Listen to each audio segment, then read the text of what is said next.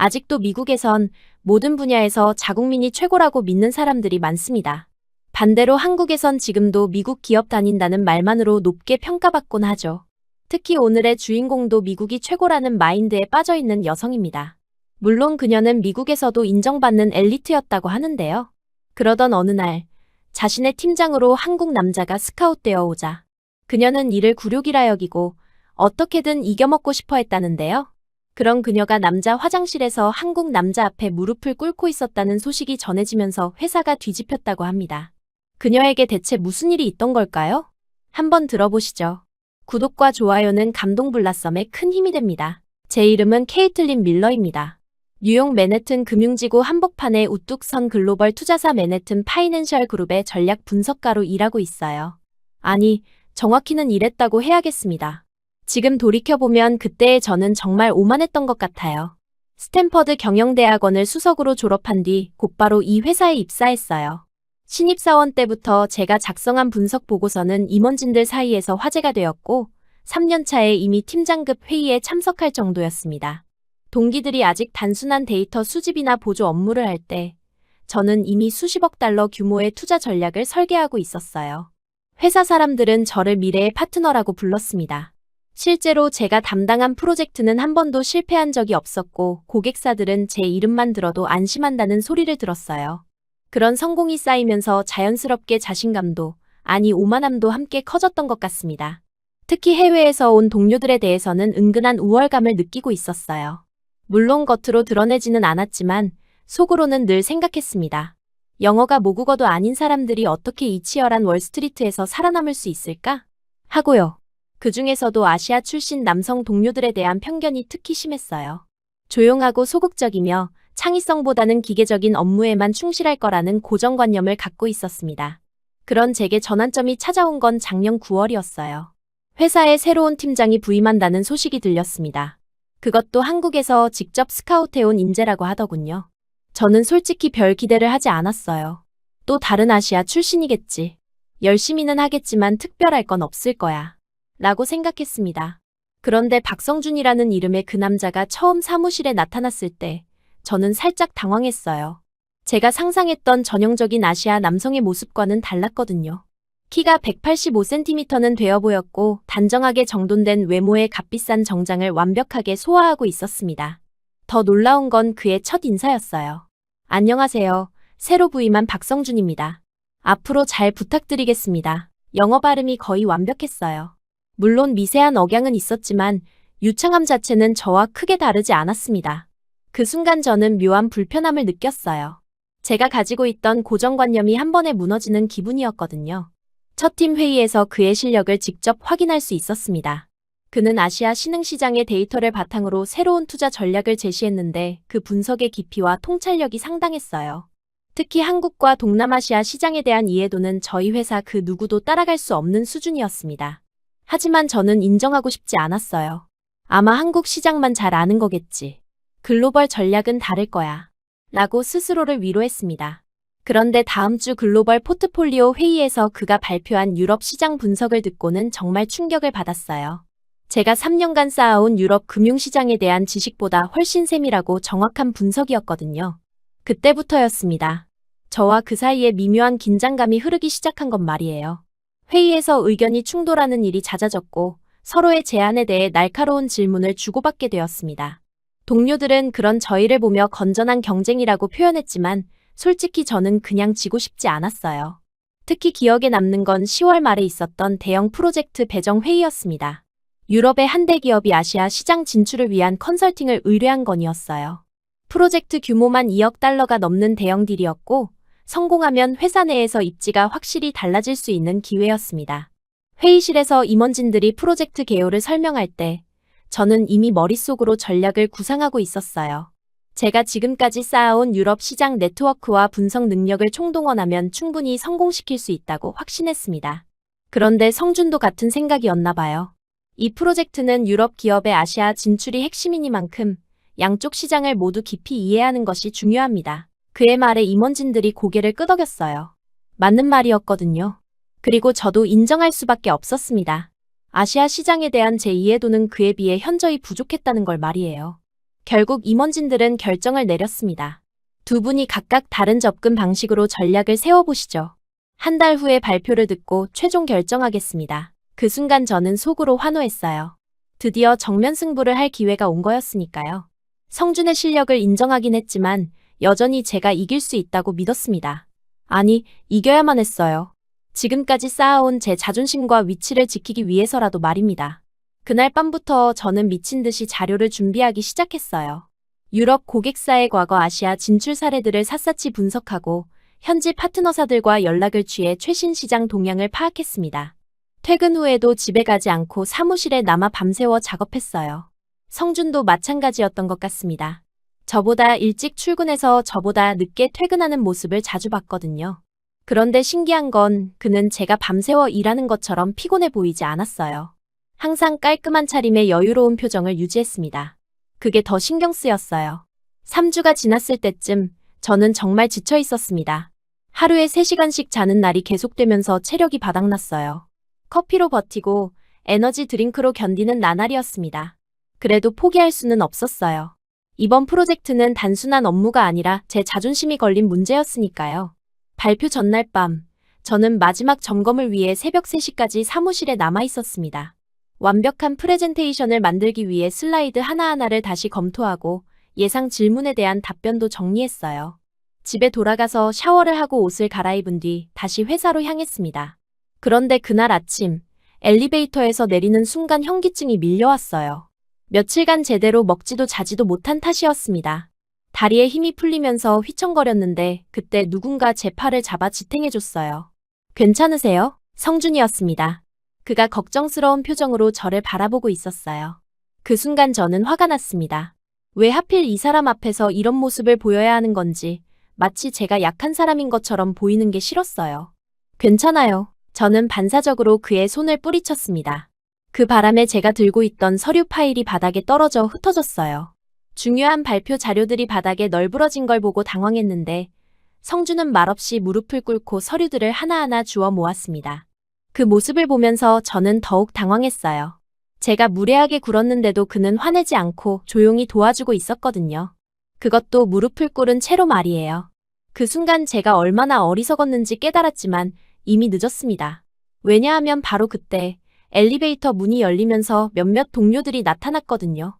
그들의 눈에는 무릎을 꿇고 서류를 줍고 있는 성준과 그 앞에 서 있는 제 모습이 들어왔을 거예요. 순간 동료들의 표정이 미묘하게 변했습니다.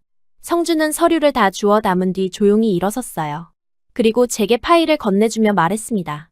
오늘 발표 잘하세요. 좋은 결과 있을 겁니다. 그의 목소리에는 진심 어린 격려가 담겨 있었어요. 그런데 저는 그 말을 받아들이기가 어려웠습니다. 동료들이 지켜보는 가운데 이런 상황이 벌어진 게 너무 당혹스러웠거든요. 동료들은 아무 말 없이 지나갔지만 그들의 시선이 의미심장했어요.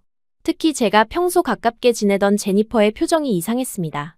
마치 뭔가 확신한 듯한 미소를 짓고 있었어요. 성준은 서류를 다 주워 담은 뒤 조용히 일어났어요. 그리고 제게 파일을 건네주며 말했습니다. 오늘 발표 잘하세요. 좋은 결과 있을 겁니다. 그의 목소리에는 진심 어린 격려가 담겨 있었어요.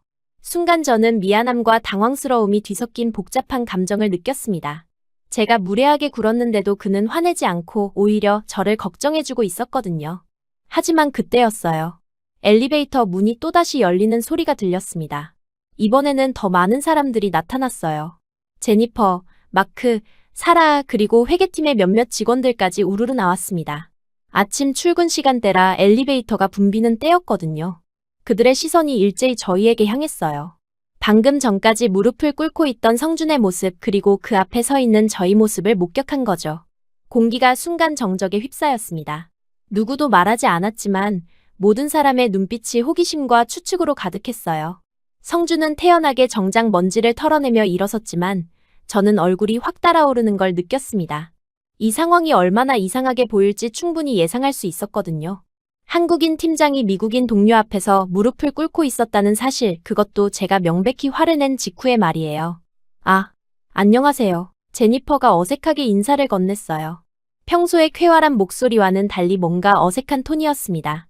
다른 동료들도 마찬가지였어요. 모두 저희를 힐끗힐끗 쳐다보면서도 못 본 척하려 애쓰고 있었습니다. 네, 안녕하세요. 성준이 정중하게 대답했어요. 그의 목소리는 여전히 차분했지만 저는 그의 귀끝이 살짝 붉어진 걸 놓치지 않았습니다. 아무리 침착한 사람이라도 이런 상황은 당황스러울 수밖에 없었겠죠. 잠시 동안 아무도 움직이지 않았어요. 마치 시간이 멈춘 것 같은 순간이었습니다. 저는 뭔가 해명을 해야 할 것 같았지만 입이 떨어지지 않았어요. 서류를 떨어뜨려서 주워주었을 뿐이라고 말하면 될 텐데 왜 그렇게 간단한 말이 나오지 않는 건지 모르겠어요. 그때 마크가 먼저 움직였어요. 그는 저희 곁을 지나가면서 성준에게 작게 말했습니다. 팀장님, 발표 준비 어떠세요? 오늘이죠? 네, 준비는 다 되었습니다. 성준의 대답은 간결했어요. 하지만 마크의 시선이 잠깐 저에게 머물렀다가 다시 성준에게 돌아가는 걸 봤습니다. 그 짧은 순간의 시선 교환에서 저는 무언가 음험한 기류를 느꼈어요. 제니퍼도 지나가면서 저에게 의미심장한 눈빛을 보냈어요. 평소 친하게 지내던 사이였지만 그 순간만큼은 마치 다른 사람을 보는 것 같은 시선이었습니다. 호기심과 추측 그리고 뭔가 확신하는 듯한 표정이 섞여 있었어요. 케이틀린, 너도 오늘 발표지? 화이팅! 사라가 지나가면서 던진 말이었지만 그 화이팅이라는 말이 왜 그렇게 어색하게 들렸는지 모르겠어요. 평소 같으면 자연스럽게 받아들였을 응원의 말이 그 순간에는 마치 다른 의미를 담고 있는 것처럼 느껴졌습니다. 모든 사람이 지나간 후에도 저와 성준은 잠시 그 자리에 서 있었어요. 둘 다 무슨 말을 해야 할지 모르는 것 같았습니다. 저는 제 손에 들린 서류 파일을 내려다봤어요. 성준이 정성스럽게 주워 담아준 자료들이 깔끔하게 정리되어 있었습니다. 감사합니다. 겨우 그 말을 꺼낼 수 있었어요. 하지만 제 목소리는 평소보다 훨씬 작고 떨리고 있었습니다. 아닙니다. 별일 아니에요. 성준도 짧게 대답했어요. 그리고 잠시 망설이다가 말을 이었습니다. 몸조리 잘하세요. 너무 무리하지 마시고. 그 말을 끝으로 그는 자리를 떠났어요. 저는 혼자 남겨진 채로 그의 뒷모습을 바라봤습니다. 여전히 단정하고 의젓한 모습이었지만 어딘가 쓸쓸해 보였어요. 그 순간 저는 깨달았습니다. 방금 전 벌어진 일이 단순한 해프닝으로 끝나지 않을 거라는 걸 말이에요. 동료들의 시선, 그들의 표정, 그리고 무엇보다 그 정적 속에서 느껴진 묘한 긴장감이 모든 걸 말해주고 있었어요. 저는 엘리베이터 앞에 혼자 서서 깊은 한숨을 내쉬었습니다. 오늘 발표를 앞두고 있는 상황에서 이런 일까지 벌어지다니. 그리고 무엇보다 제가 왜 성준에게 그렇게 무례하게 굴었는지 스스로도 이해할 수 없었어요. 분명한 건 하나였습니다. 앞으로 사무실에서 저를 바라보는 시선들이 완전히 달라질 거라는 것. 그리고 그 시선들 속에는 호기심과 추측 그리고 판단이 담겨 있을 거라는 것. 아직 아침도 채 되지 않았는데 벌써 하루가 길게 느껴지기 시작했어요. 그리고 저는 아직 모르고 있었습니다. 이 모든 게 진짜 시작에 불과하다는 걸 말이에요. 그날 오후, 저는 제자리에 앉아 발표 자료를 마지막으로 점검하고 있었어요. 머릿속으로는 계속 아침에 벌어진 일이 맴돌았지만 일단 발표에 집중해야 한다고 스스로를 다독였습니다. 하지만 주변 분위기가 평소와 달랐어요. 점심시간이 되자 그 이유를 알 수 있었습니다. 제가 화장실에서 나오는데 복도에서 몇몇 동료들이 수군거리는 소리가 들렸거든요. 정말이야? 한국 팀장이 케이틀린한테 내가 직접 봤다니까. 무릎까지 꿇고 있더라고. 어머, 그런데 케이틀린이 뭘 그렇게 화를 냈대. 저는 그 자리에 얼어붙었습니다. 아침에 벌어진 일이 벌써 회사 전체로 퍼지고 있었던 거예요. 그것도 완전히 왜곡된 형태로 말이에요. 성준이 저에게 고백했다는 이야기로 변질되어 있었습니다. 급히 제자리로 돌아왔는데 제니퍼가 제 책상 옆에 서 있었어요. 평소보다 훨씬 진지한 표정이었습니다. 저는 어쩔 수 없이 그녀를 따라 빈 회의실로 갔어요. 제니퍼는 문을 닫자마자 직설적으로 물었습니다. 박 팀장이 너한테 고백한 거 맞지? 제가 아무리 설명해도 그녀는 믿지 않았어요. 오히려 제가 숨기려 한다고 생각하는 것 같았습니다. 더 답답한 건 제가 말하면 할수록 더 의심스러워한다는 거였어요. 케이틀린, 솔직히 말해봐. 너 요즘 박 팀장 보는 눈빛이 예전과 달라. 제니퍼의 말을 듣고 있으니 정말 화가 났어요. 제가 성준을 의식하고 있었다는 게 그렇게 명백했던 건가요? 물론 그의 실력을 인정하게 된 건 사실이었지만 그게 다른 감정으로 오해받을 줄은 몰랐습니다. 회의실에서 나온 후 사무실 분위기가 확연히 달라져 있었어요. 평소 친하게 지내던 동료들도 저를 보는 시선이 이상했습니다. 호기심 어린 눈빛으로 저를 훑어보거나 아니면 아예 눈을 마주치지 않으려 했어요. 특히 성준을 평소 좋아했던 여성 동료들의 시선은 차갑기만 했습니다. 가장 먼저 변화를 느낀 건 제 책상 주변이었어요. 평소 같으면 동료들이 자연스럽게 들러서 커피 한잔 하자고 하거나 점심 계획을 세우곤 했는데 그날은 아무도 제 근처에 오지 않았습니다. 심지어 업무상 꼭 필요한 얘기도 이메일로 하는 사람들이 생겼어요. 더 당황스러웠던 건 회계팀 직원들의 반응이었습니다. 평소 서류 확인차 자주 오가던 사람들인데 그들이 제 자리를 지날 때마다 의미심장한 표정을 지으며 속삭이는 소리가 들렸어요. 오후 3시 드디어 발표 시간이 되었어요. 이사회 회의실에는 CEO를 비롯해 임원진 8명이 참석했습니다. 회의실에 들어서는 순간 무거운 분위기가 느껴졌어요. 성준도 이미 자리에 앉아 있었는데 저와 눈이 마주쳤을 때 살짝 고개를 끄덕였습니다. 저는 먼저 발표를 시작했어요. 3주간 밤을 새워 준비한 자료였기 때문에 자신이 있었습니다. 노트북을 연결하고 첫 번째 슬라이드를 띄우는데 손이 살짝 떨리는 걸 느꼈어요. 아침부터 계속된 스트레스 때문이었을 거예요. 오늘 제안드릴 내용은 유럽 대기업의 아시아 시장 진출 전략입니다. 처음 15분간은 순조롭게 진행되었어요. 유럽 시장 분석, 고객사의 니즈 파악, 예상 수익률까지 차근차근 설명했습니다. 임원진들도 고개를 끄덕이며 들어주고 있었어요. 특히 제가 준비한 시장 분석 차트를 보여줄 때는 CEO도 관심 있어 하는 표정이었습니다. 중간중간 나오는 질문들도 무난하게 답변할 수 있었어요. 유럽 시장은 제가 3년간 집중적으로 연구해온 분야였거든요. 고객사들의 과거 투자 패턴, 성공 사례, 실패 요인까지 모든 걸 꿰고 있었습니다. 이 정도면 충분히 좋은 평가를 받을 수 있을 거라고 생각했어요. 그런데 문제는 질의응답 시간이었습니다. CFO인 톰슨 씨가 날카로운 질문을 던졌어요. 케이틀린, 아시아 현지 파트너사와의 협업 방안이 구체적이지 않은 것 같은데 실제 데이터가 있나요? 저는 당황했어요. 아시아 시장에 대한 부분은 제가 가장 약한 영역이었거든요. 준비는 했지만 깊이 있는 분석까지는 하지 못했습니다. 현재 몇 개 업체와 접촉 중이고 구체적인 숫자로 말해주세요. 예상 계약 규모나 타임라인 같은 것 말입니다. 저는 입이 막혔어요. 그런 세부 데이터는 준비하지 못했습니다. 아시아 시장은 성준의 전문 분야라고 생각해서 깊이 파고들지 않았던 거예요. 회의실이 정적에 휩싸였습니다.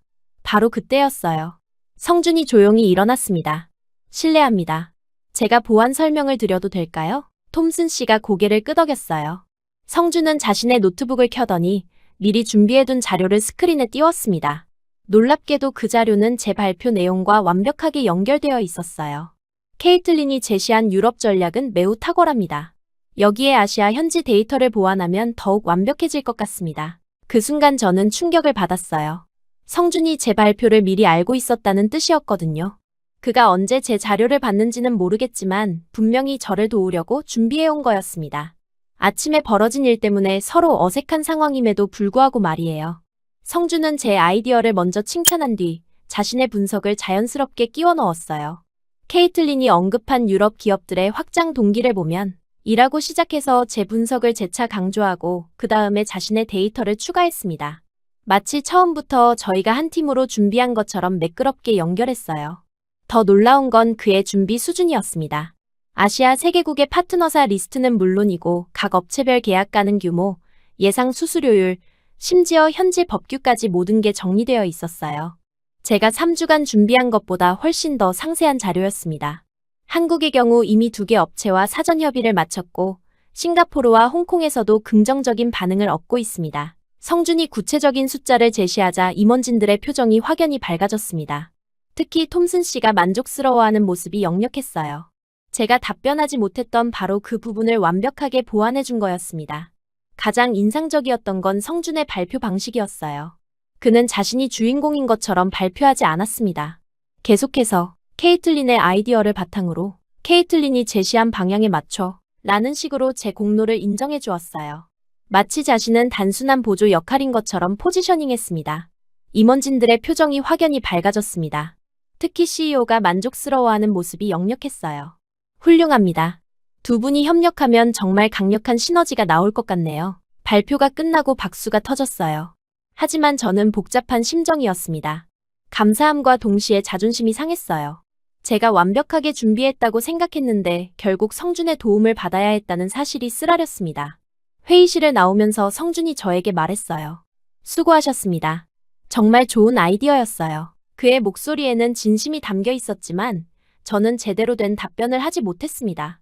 감사합니다. 라는 말조차 나오지 않았어요.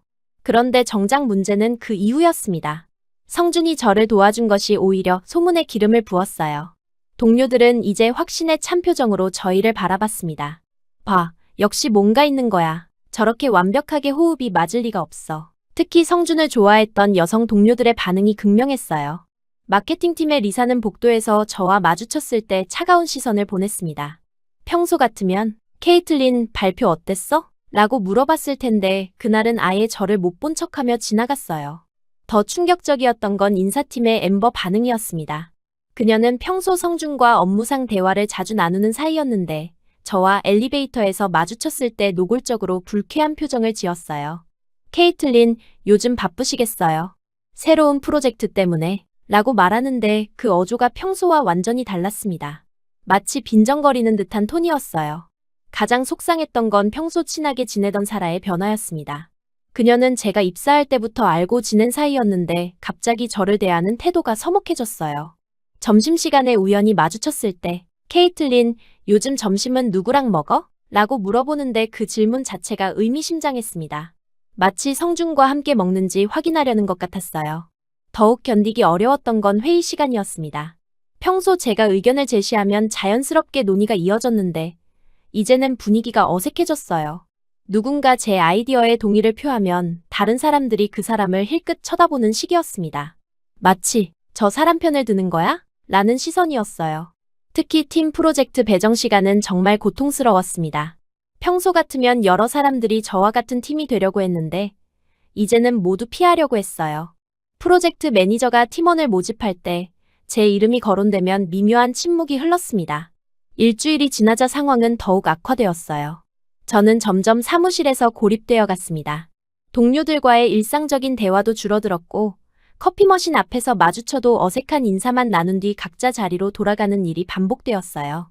가장 힘들었던 건 여자 화장실에서 들리는 대화였습니다. 제가 화장실 칸에 들어가 있는데 밖에서 리사와 엠버가 대화하는 소리가 들렸어요. 케이틀린 정말 뻔뻔하다. 평소에 아시아 사람들 무시하더니 이제는 완전 다른 사람이 됐네. 그러게. 박 팀장이 도와준 거 보니까 정말 노골적이더라. 저는 숨을 죽이고 그 자리에 있을 수밖에 없었어요. 그런 날들이 계속되면서 저는 스트레스가 극에 달했어요. 밤에 잠을 제대로 자지 못하고 식욕도 없어졌습니다. 회사에 가는 것 자체가 고통스러워졌어요. 동료들의 시선이 부담스럽고 그들이 제 뒤에서 무슨 말을 하고 있을지 상상하는 것만으로도 괴로웠습니다. 어느 날은 스트레스가 너무 심해서 회의 중에 눈물이 날 것 같았어요. 급히 화장실로 향했는데 여자 화장실에는 이미 몇몇 동료들이 있었습니다. 그들의 대화가 뚝 끊어지는 걸 보고 저는 차라리 다른 곳으로 가기로 했어요. 그때부터 저는 조용한 곳을 찾아 헤맸습니다. 회사 건물 여기저기를 돌아다니다가 우연히 발견한 곳이 있었어요. 40층 꼭대기에 있는 남자 화장실이었습니다. 엘리베이터를 타고 올라가다가 실수로 잘못 내린 층에서 발견한 곳이었어요. 처음에는 남자 화장실이라서 들어가기 망설여졌는데 문을 열어보니 아무도 없었습니다. 오래된 냄새가 났고 먼지가 쌓여 있는 걸 보니 정말 오랫동안 사용하지 않은 것 같았어요. 리모델링을 하면서 사용하지 않게 된 곳이라고 나중에 알게 되었습니다. 청소 아주머니께 조심스럽게 물어보니 이미 5년째 사용하지 않는 공간이라고 했어요. 일주일에 한 번 정도만 청소를 한다고 하시더군요. 아무도 안 가는 곳이에요. 가끔 저만 청소하러 가죠. 라고 말씀하시는데 저에게는 정말 다행스럽게 들렸어요. 저는 그곳을 제 비밀 공간으로 삼기로 했습니다. 스트레스가 심할 때마다 그곳에 가서 마음을 달랬어요. 넓은 창문으로 맨해튼의 전경이 한눈에 들어왔고 무엇보다 조용했습니다. 40층 높이에서 내려다보는 도시의 모습은 제 마음을 조금이나마 평정시켜 주었어요. 그곳에서 저는 처음으로 솔직하게 울 수 있었습니다. 아무도 방해하지 않는 그 공간에서 억눌러왔던 감정들을 토해낼 수 있었어요. 때로는 그냥 멍하니 밖을 바라보며 시간을 보내기도 했습니다. 저 아래 바쁘게 움직이는 사람들을 보면서 제가 지금 겪고 있는 일들이 그렇게 크지 않을 수도 있다는 생각을 하기도 했어요. 하루는 정말 힘든 날이었어요. 회의에서 제 제안이 완전히 무시당했고 점심시간에는 동료들이 저를 의도적으로 피하는 걸 느꼈습니다. 그날도 40층으로 올라가서 그 화장실에서 한참을 있었어요. 창밖을 바라보며 깊은 한숨을 내쉬고 이 상황이 언제까지 계속될지 막막한 마음이었습니다. 그런데 어느 날 평소처럼 그 화장실에서 마음을 추스르고 나오는데 문 앞에서 누군가와 부딪혔어요. 성준이었습니다. 저는 그 자리에서 넘어져 바닥에 앉았습니다.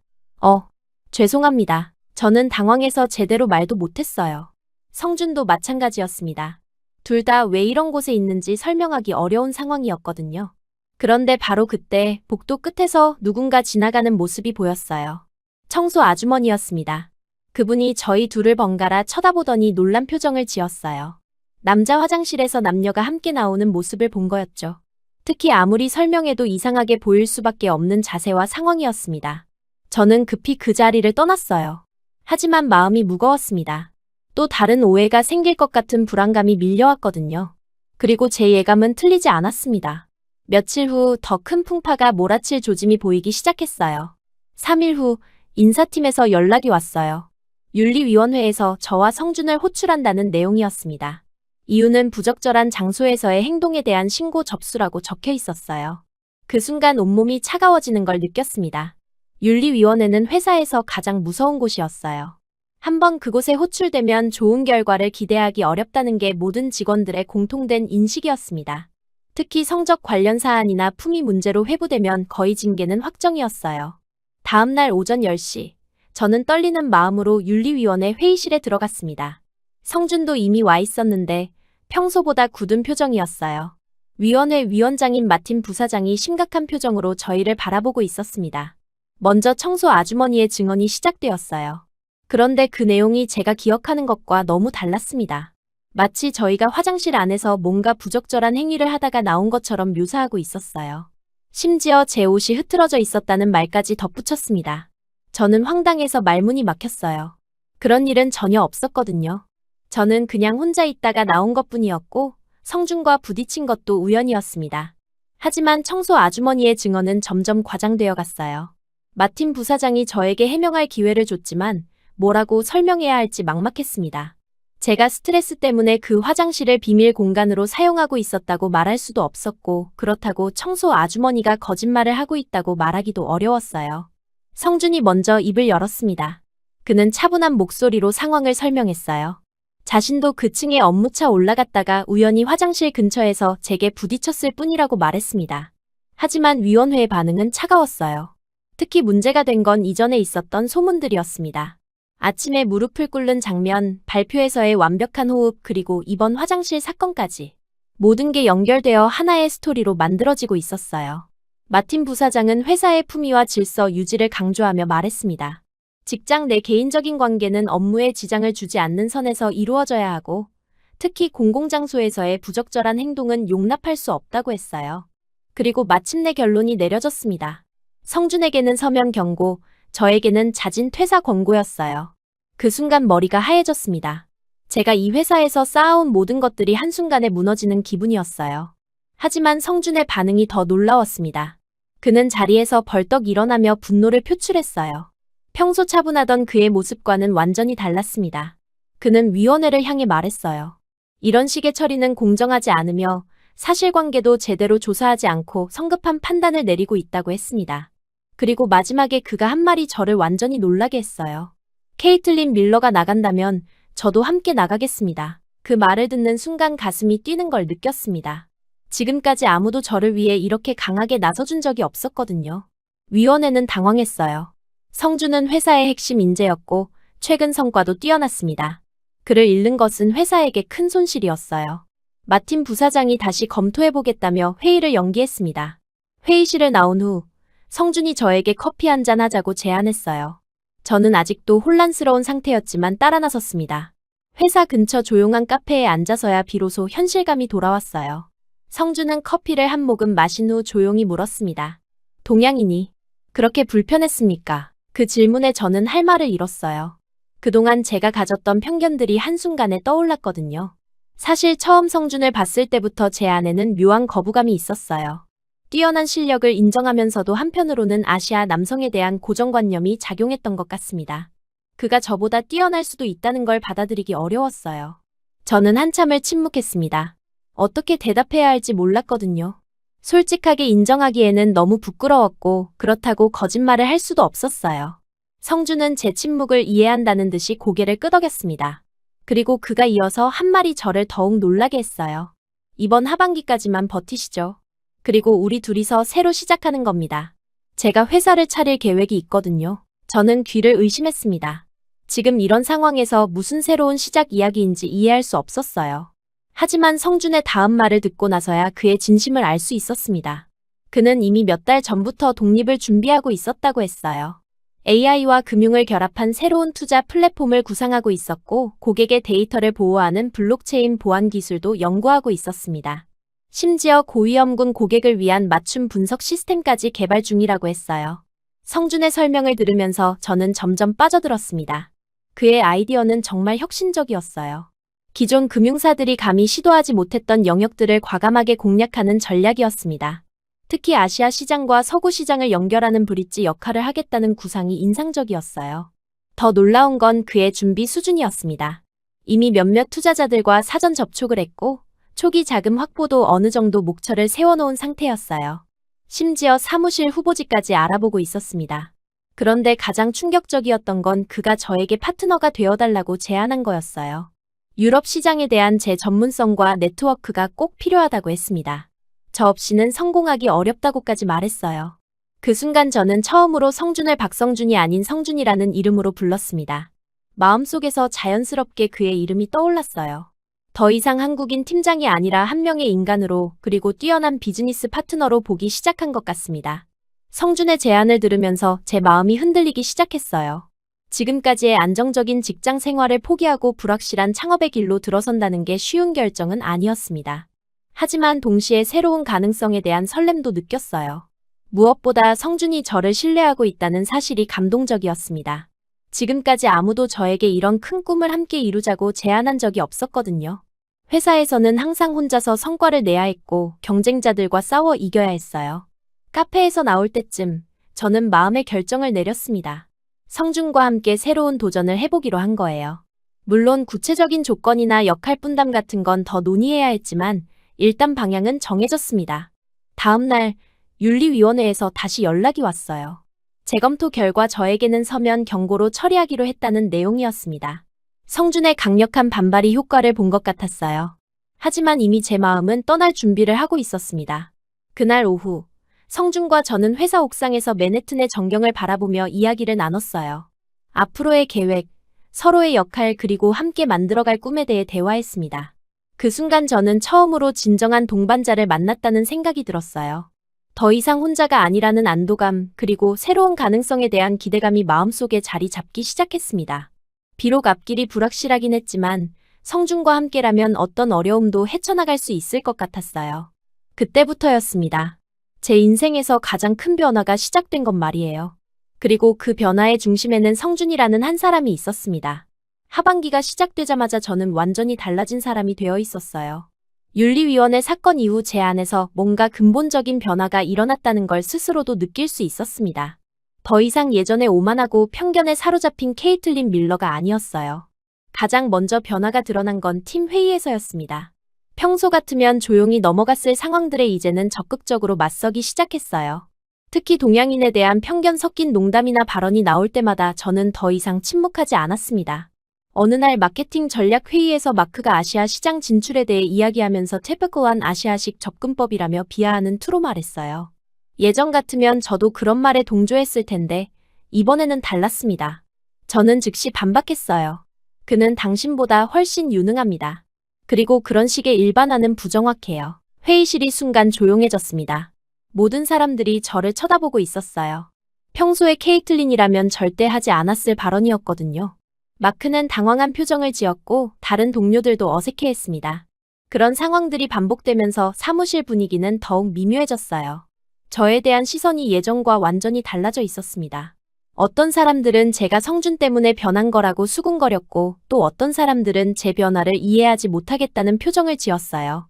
특히 제니퍼의 반응이 가장 노골적이었습니다. 평소 친하게 지내던 사이였는데 어느 날 복도에서 마주쳤을 때 차갑게 말했어요. 케이틀린, 너 요즘 정말 달라졌다. 예전 내가 아니야. 그 말투에는 실망과 비난이 섞여 있었습니다. 마크는 더 직설적이었어요. 팀 회의 후에 저를 따로 불러서는 제가 너무 감정적으로 변했다고 지적했습니다. 객관적인 판단력을 잃었다는 식으로 말하더군요.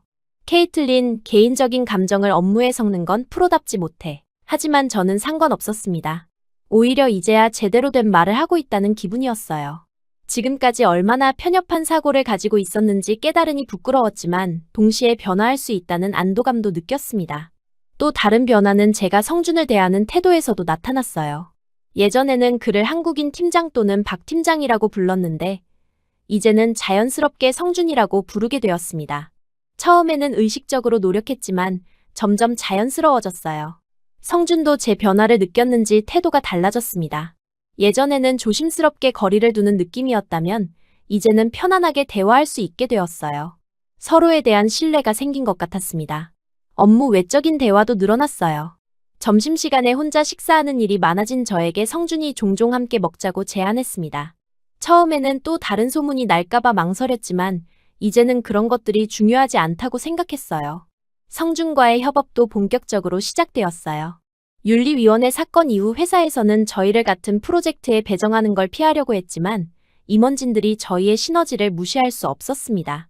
결국 대형 프로젝트의 공동 리더로 임명되었어요. 처음에는 어색했습니다. 지금까지 경쟁 관계였던 저희가 갑자기 파트너가 되어야 했거든요.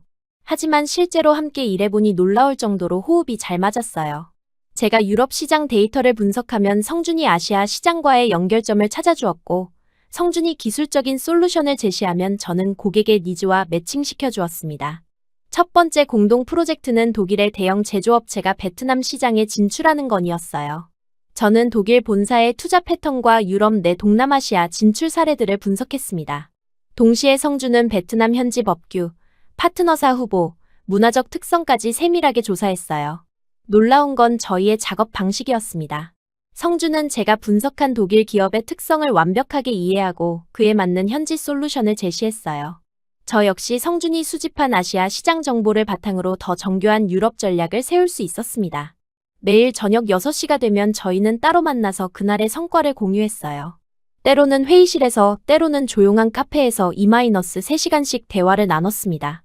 처음에는 업무 이야기만 했는데 점점 개인적인 이야기도 나누게 되었어요. 성준이 한국에서 어떤 일을 했는지, 왜 미국으로 오게 되었는지, 그의 가족 이야기까지 듣게 되었습니다. 저 역시 제 성장 과정, 대학 시절 그리고 이 회사에 입사한 이유에 대해 이야기했어요. 서로를 인간적으로 이해하게 되니 업무적 협업도 더욱 원활해졌습니다. 특히 기억에 남는 건 유럽 대기업의 동남아시아 진출 프로젝트였어요. 이 프로젝트는 규모도 크고 복잡도도 높아서 여러 팀이 협력해야 하는 건이었는데 저희가 핵심 역할을 맡게 되었습니다. 저는 주로 데이터 분석과 보고서 작성을 담당했어요. 3년간 쌓아온 유럽 시장에 대한 전문성을 총동원해서 고객사의 니즈를 파악하고 진출 전략을 세밀하게 분석했습니다.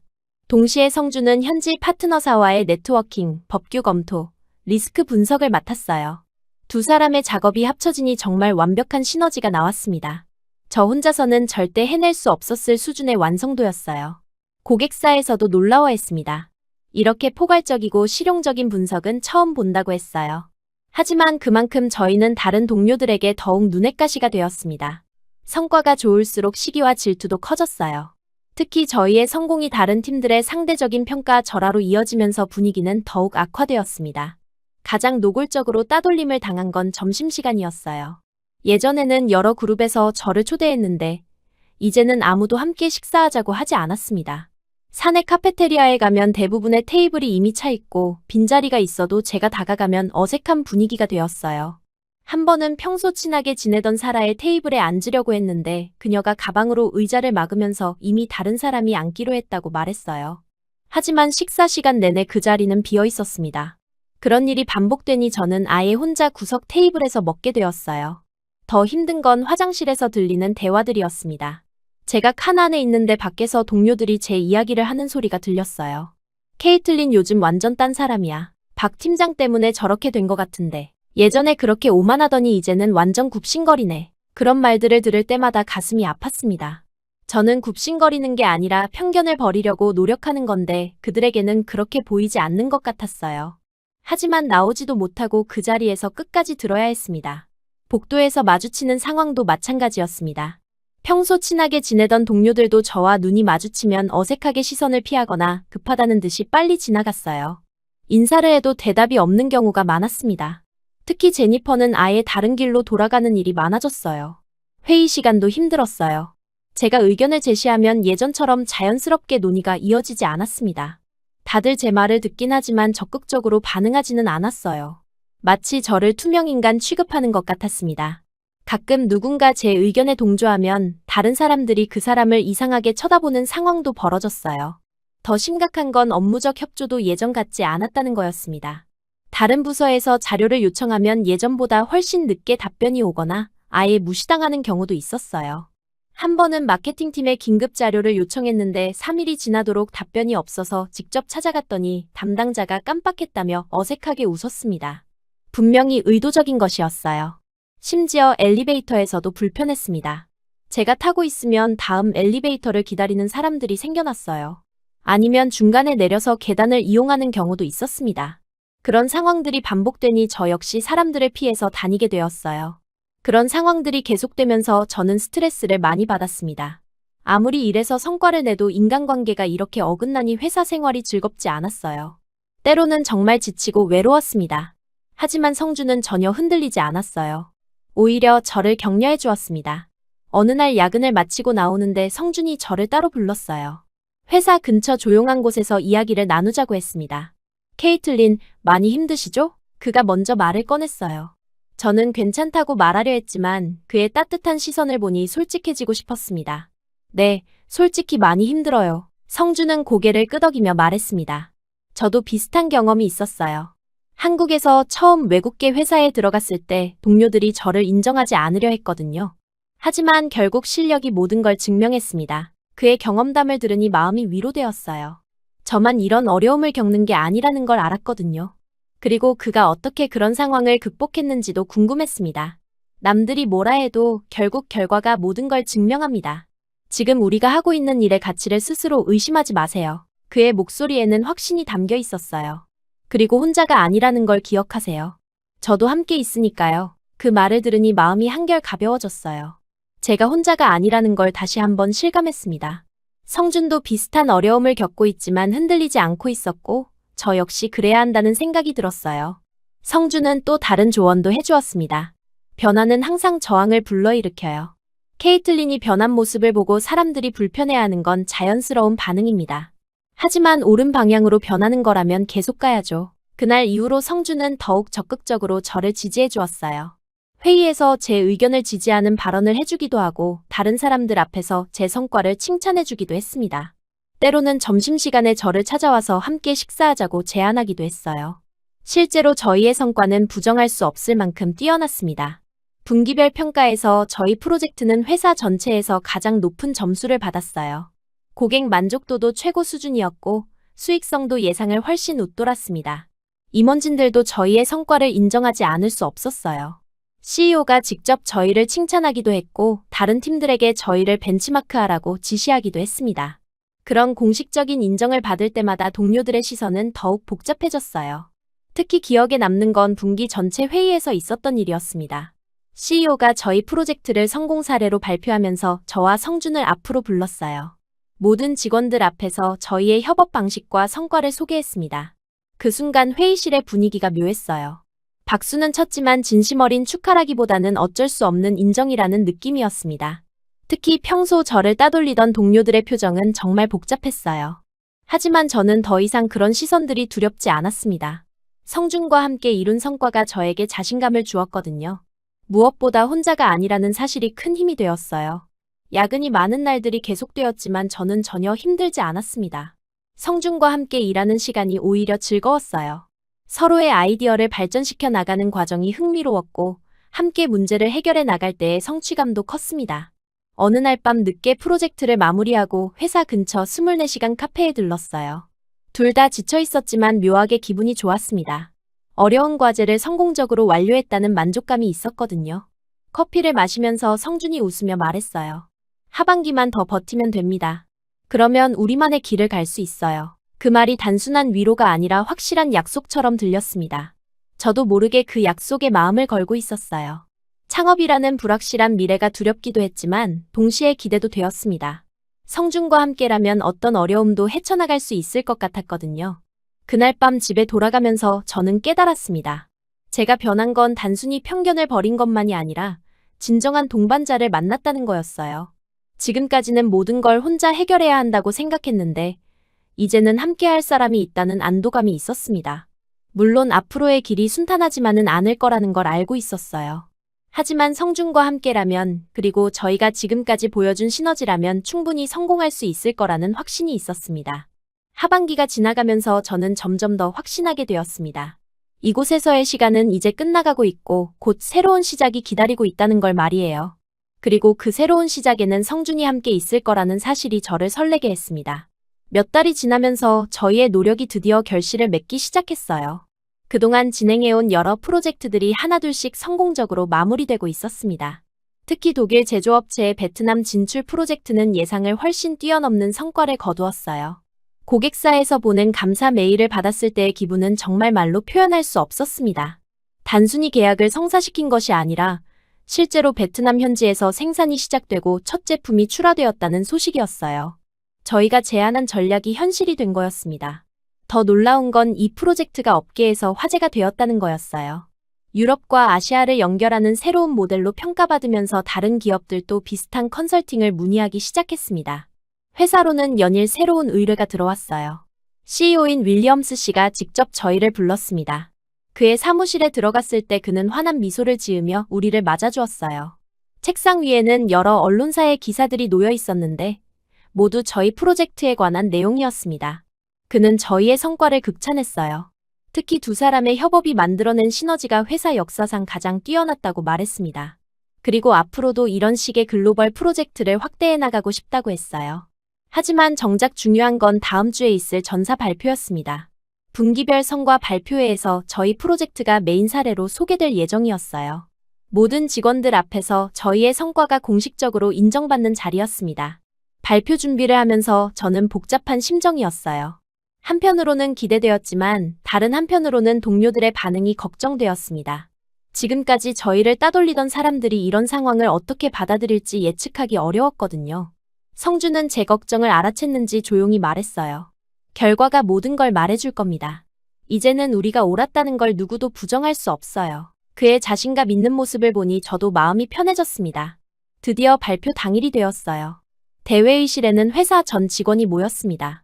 평소보다 긴장된 분위기였는데 아마 저희 발표 때문이었을 거예요.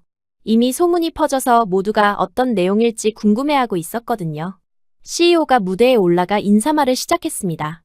분기 성과를 전반적으로 검토한 뒤 특별히 주목할 만한 프로젝트가 있다고 말했어요. 그리고 저와 성준의 이름을 나란히 호명했습니다. 그 순간 회의장이 술렁였어요. 모든 사람들의 시선이 저희에게 집중되었습니다.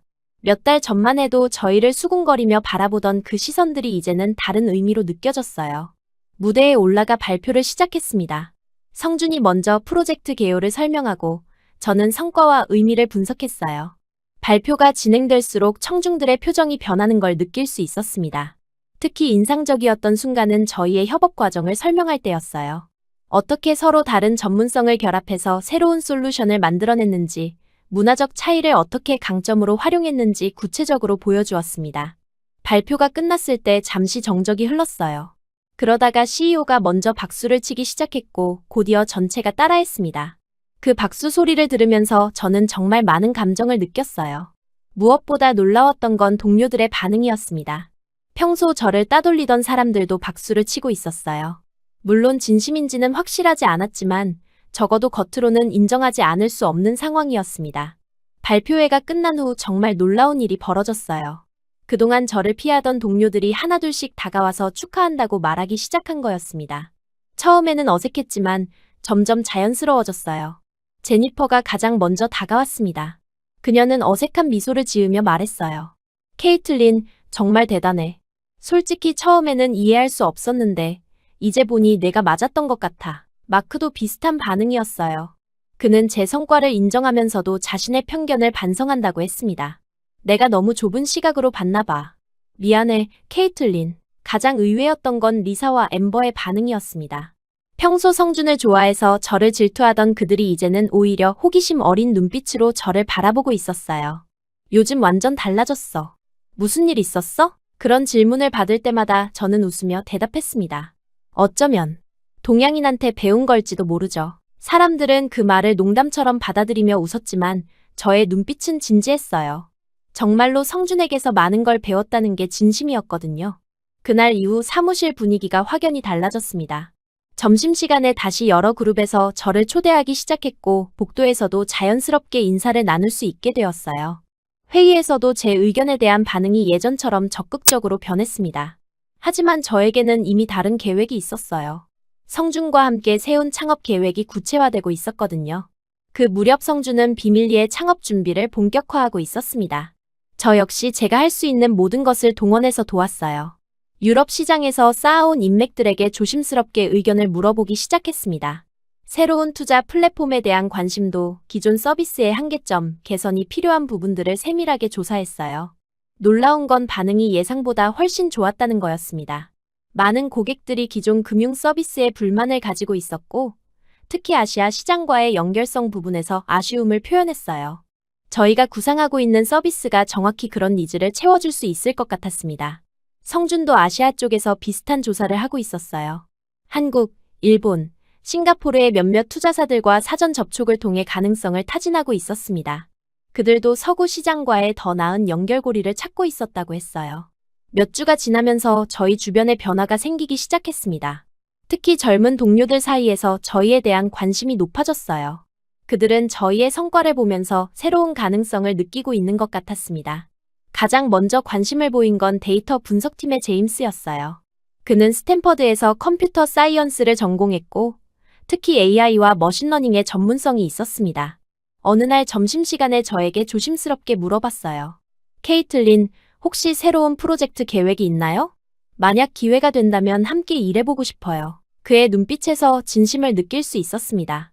저는 구체적인 답변은 피했지만 가능성은 열어두었어요. 비슷한 접근이 계속 이어졌습니다. 마케팅팀의 소피아, 영업팀의 라이언, 심지어 법무팀의 케빈까지 저희에게 관심을 보이기 시작했어요. 모두 현재 회사에서의 한계를 느끼고 있었고 새로운 도전을 원하고 있었습니다. 성준과 저는 조심스럽게 이들과 대화를 나누기 시작했어요. 직접적으로 창업 계획을 말하지는 않았지만 앞으로의 비전이나 꿈에 대해 이야기했습니다. 그럴 때마다 그들의 눈빛이 반짝이는 걸 볼 수 있었어요. 특히 제임스와의 대화가 인상적이었습니다. 그는 현재 회사의 기술적 한계에 대해 솔직하게 이야기했어요. 여기서는 정말 혁신적인 걸 시도하기 어려워요. 모든 게 보수적이고 안전한 길만 가려고 하죠. 소피아도 마찬가지였어요. 마케팅도 항상 기존 방식의 반복이에요. 새로운 시장이나 고객층에 대한 도전은 거의 없죠. 가끔 답답할 때가 많아요. 그런 이야기들을 들으면서 저는 확신하게 되었습니다. 저희만 새로운 도전을 원하는 게 아니라 많은 사람들이 같은 생각을 하고 있다는 걸 말이에요. 성준과 저는 본격적인 준비에 들어갔습니다. 회사 이름부터 정했어요. 노바 파트너스 새로운 별이라는 뜻이었습니다. 기존의 금융시장에서 새로운 빛을 발하는 별이 되고 싶다는 의미였어요. 사업 계획서도 구체화했습니다. AI 기반의 투자 분석 시스템, 블록체인을 활용한 보안 플랫폼, 그리고 유럽과 아시아를 연결하는 글로벌 네트워크까지. 모든 게 현실적이면서도 혁신적이었어요. 자금 조달 계획도 세웠습니다. 초기에는 저희의 개인 자금과 몇몇 투자자들의 시드머니로 시작하되 본격적인 서비스 론칭 후에는 더 큰 투자를 유치할 계획이었어요. 가장 중요했던 건 팀 구성이었습니다. 저희 둘만으로는 한계가 있었거든요. 기술, 마케팅, 영업, 법무 등 각 분야의 전문가들이 필요했어요. 그리고 다행히도 관심을 보이는 동료들이 있었습니다. 어느 날 저녁, 성준과 저는 조용한 카페에서 마지막 점검을 했어요. 모든 준비가 거의 끝나가고 있었습니다. 이제 정말 시작하는 거네요. 제가 말했을 때 성준이 웃으며 답했어요. 네, 드디어 우리만의 별이 떠오르는 거예요. 그 순간 저는 새로운 시작에 대한 설렘과 동시에 약간의 두려움도 느꼈습니다.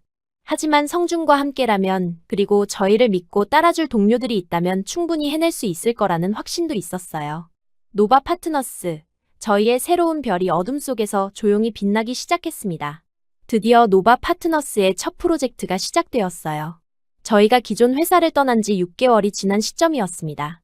처음에는 작은 사무실에서 시작했지만 저희의 열정만큼은 어느 대기업 못지않았어요. 첫 고객은 프랑스의 중견 투자회사였습니다.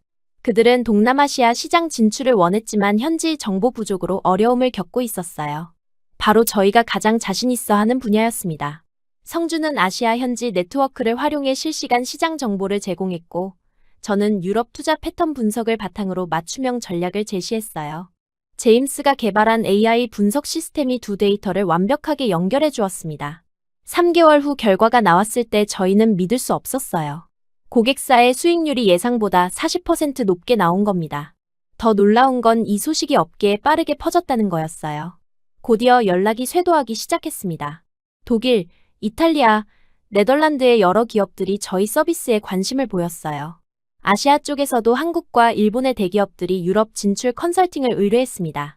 가장 의외였던 건 예전 직장 동료들의 연락이었어요. 처음에는 축하 메시지로 시작했지만 점점 다른 의도가 보이기 시작했습니다. 혹시 자리 남아? 우리도 함께 일할 수 있을까? 라는 질문들이 이어졌어요. 제니퍼는 직접 저희 사무실을 찾아왔습니다. 그녀는 어색한 미소를 지으며 말했어요. 케이틀린, 정말 대단해. 솔직히 처음에는 내가 실수하는 줄 알았는데 이제 보니 우리가 틀렸네. 그리고는 조심스럽게 입사 가능성을 타진했어요. 마크도 비슷했습니다. 그는 현재 회사에서의 한계를 토로하며 새로운 도전을 원한다고 했어요. 여기서는 정말 혁신적인 걸 할 수 없어. 너희들이 부럽다. 하지만 저희는 신중했습니다. 단순히 성공했다고 해서 예전 동료들을 모두 받아들일 수는 없었거든요. 팀의 화합과 회사 문화가 더 중요했어요. 1년 후 노바 파트너스는 직원 10명 규모의 회사로 성장했습니다. 성주는 대표이사, 저는 공동 창립자이자 전략 책임자가 되었어요. 제임스는 기술이사, 소피아는 마케팅 디렉터, 라이언은 영업본부장으로 각자의 역할을 충실히 해내고 있었습니다. 회사가 성장하면서 새로운 문화도 만들어졌어요. 매월 마지막 금요일에는 전 직원이 참여하는 회식이 있었습니다. 성준의 아이디어였는데 한국의 회식 문화와 미국의 자유로운 분위기를 적절히 조합한 형태였어요.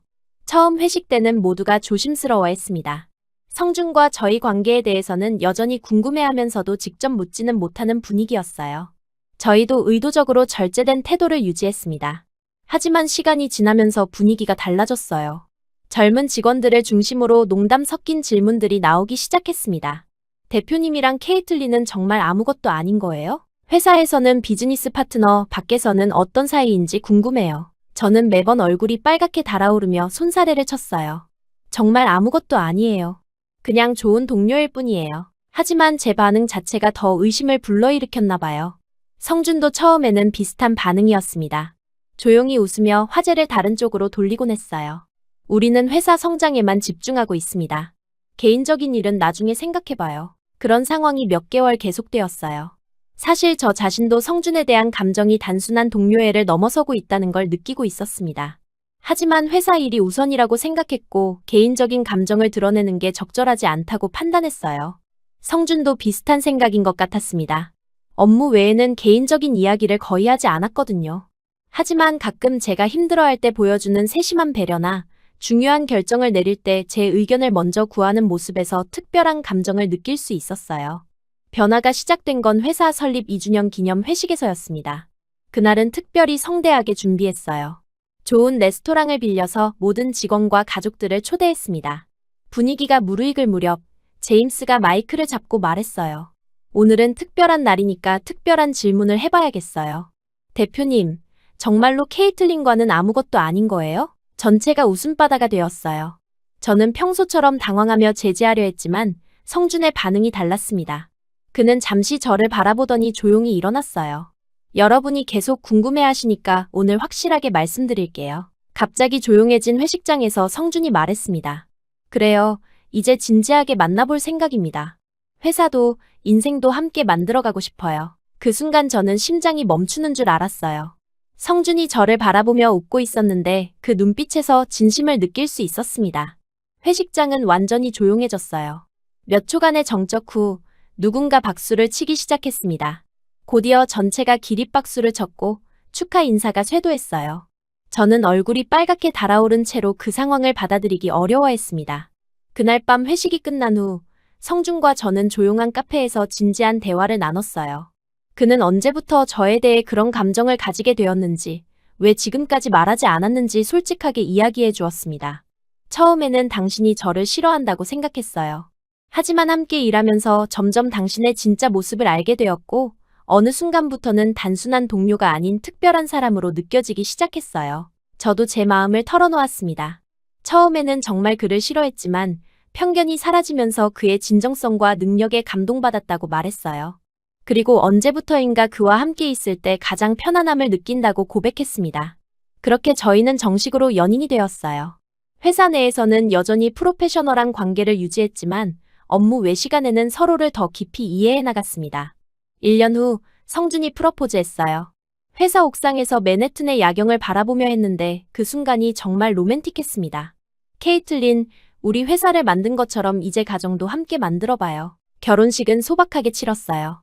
가족들과 회사 동료들만 초대해서 따뜻한 분위기로 진행했습니다.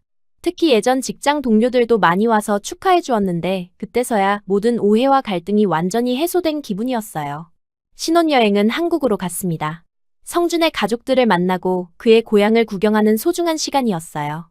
처음에는 언어와 문화 차이가 걱정되었지만 생각보다 훨씬 편안했습니다. 특히 성준의 어머니가 저를 며느리로 받아들여 주시는 모습이 감동적이었어요.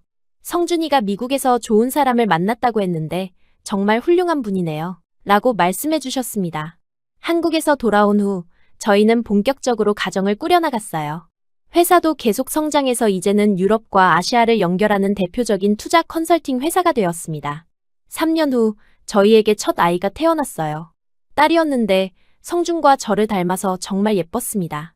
아이가 태어나면서 저희의 삶은 또 다른 차원으로 확장되었어요.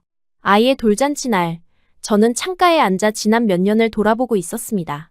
정말 많은 일들이 있었고 그 모든 과정에서 성준과 함께였다는 게 감사했어요. 당신을 처음 봤을 땐 내 세상이 무너지는 줄 알았어요. 그런데 그게 시작이었네요. 제가 그렇게 말하자 성준이 웃으며 대답했습니다. 그땐 당신이 나를 미워했지만 난 그때부터 당신을 믿었어요. 언젠가는 진짜 당신을 알게 될 거라고 생각했거든요. 그 순간 저는 정말 많은 감정을 느꼈어요. 편견과 오만함으로 가득했던 과거에 제가 부끄러웠지만 동시에 변화할 수 있었다는 것에 감사했습니다. 노바 파트너스는 이제 세계적인 기업으로 성장했어요. 뉴욕뿐만 아니라 런던, 프랑크푸르트, 서울, 도쿄에도 지사를 두고 있습니다. 저희가 처음 꿈꿨던 것보다 훨씬 큰 성공을 거둔 거예요. 더 중요한 건 저 자신의 변화였습니다. 더 이상 미국의 엘리트 회사원 케이틀린 밀러가 아니라 한국 남자와 함께 세상을 바꾼 동등한 파트너로 불리고 있었어요. 그리고 그게 제가 진정 원했던 모습이었습니다. 지금도 가끔 과거를 돌아보면 신기해요. 만약 그때 성준을 만나지 않았다면 아니면 편견을 버리지 못했다면 어떻게 되었을까 하는 생각이 들거든요. 아마 여전히 혼자서 모든 걸 해결하려고 애쓰고 있을지도 모릅니다. 하지만 이제는 확신해요.